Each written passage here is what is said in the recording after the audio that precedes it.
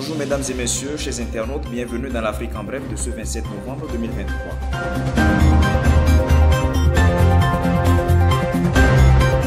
Au Bénin, une rencontre prévue ce jour entre le chef du parti de l'opposition, les démocrates, et le président de la République. Selon le communiqué relayé par le responsable à la communication du parti Les démocrates, Patrice Talon veut discuter des questions liées aux échéances de 2026, notamment concernant la liste électorale et l'ensemble du processus électoral. Les représentants du parti Les démocrates souhaiteraient aussi aborder d'autres préoccupations avec le chef de l'État béninois. Le communiqué signé de Guy Mitokwe indique des sujets relatifs à la loi d'amnistie, au profit des exilés et prisonniers politiques, un dialogue politique national, la situation des producteurs agricoles et d'autres sujets non moins importants.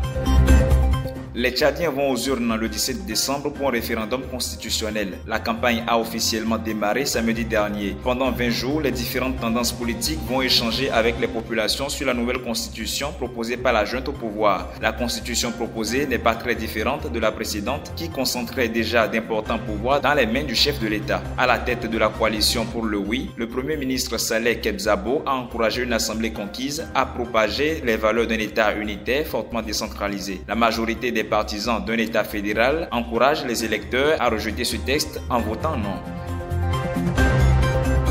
Sur la plainte des candidats à la présidentielle en République démocratique du Congo, la Commission électorale nationale indépendante CENI va comparaître devant la Cour constitutionnelle pour avoir failli à sa mission constitutionnelle d'assurer la régularité du processus électoral. À l'occasion d'une conférence de presse, Denis Mukwege, Martin Fayulu, Théodore Ngoï et d'autres candidats ont fait savoir leur intention de traduire la CENI devant la juridiction compétente. Comme vous le savez, 80% des cartes d'électeurs sont illisibles parce qu'elles ont été imprimées sur du papier thermique. Les électeurs ont donc reçu délibérément des cartes illisibles avec une impression qui s'efface. Comment voter, s'interroge-t-il. Ils accusent le président de la commission électorale, Denis Kadima, de n'avoir pas déployé des forces de l'ordre devant assurer leur sécurité pendant les campagnes. Au Mali, un prêtre allemand enlevé à Bamako depuis plus d'un an a été libéré hier. Hans Joachim Lohr était aux mains du JNIM, un groupe islamiste affilié à Al-Qaïda depuis le 20 novembre 2022. Les circonstances de sa libération restent pour l'heure inconnues. Le prêtre allemand de 65 ans qui venait de passer une trentaine d'années au Mali a pris le chemin du retour vers son pays natal après sa libération.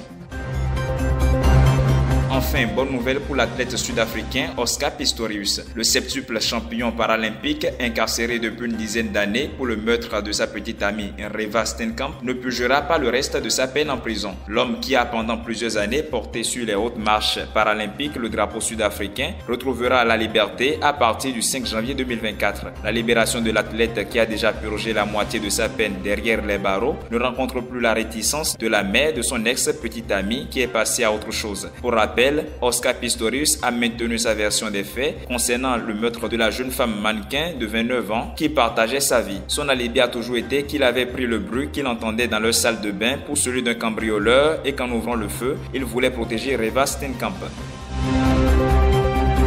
Mesdames et messieurs, ce sera tout pour l'Afrique en bref de ce 27 novembre. À demain pour un autre numéro.